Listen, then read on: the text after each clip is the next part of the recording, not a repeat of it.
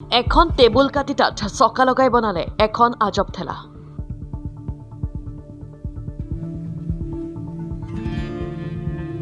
এখনৰ জীৱন এটা ডাঙৰ হিষ্ট্ৰী আছে। এখন মোৰ জীৱন হয় এতিয়া।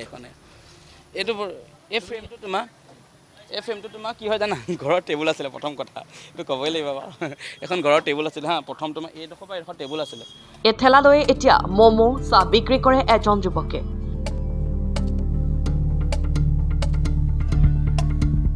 লখিমপুৰত এক থলুৱা ব্ৰেণ্ড APSC চাইৱালা।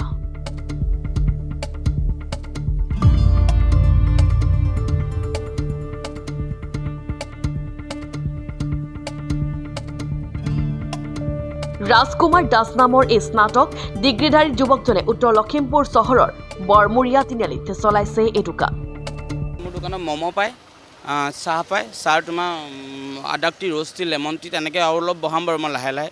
তাৰপিছত তোমাৰ পাস্তা পায়, চিজ পাস্তা পায়, তেনেকৈ অলপ ইউনিক কৰিব বিচাৰিছোঁ, কাৰণ এইটো জেগাত পাস্তা নাপায়, তেনেকুৱা কিছুমান কাম কৰিব বিচাৰি আছোঁ। কিন্তু তেওঁ কিয় দিলে APSC চাইৱালা নাম? চিন্তা কৰিলোঁ যে মোৰ দোকানখনৰ নামটো অকণমান ইউনিক কৰিব লাগিব। অসমত সেই নামটো আছে নাই চালোঁ। তাৰপিছত APSC তাৰ কেইদিনমান প্ৰায় 3-4 দিনমান আগতে APSC এক্সাম দিব, ৰিজাল্ট দিব বুলি খুব এটা কনচেপ্ট আহি আছিলে।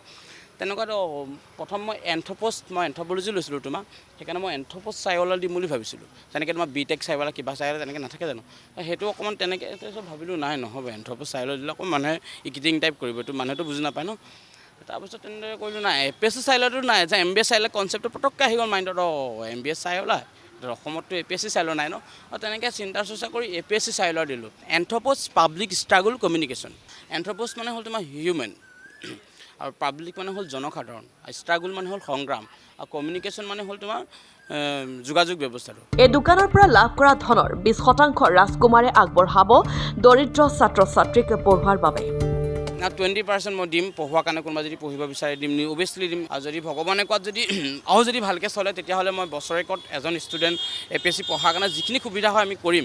ৰাজকুমাৰৰ এনে পদক্ষেপে অনুপ্ৰেৰণা দিব বহুজনক।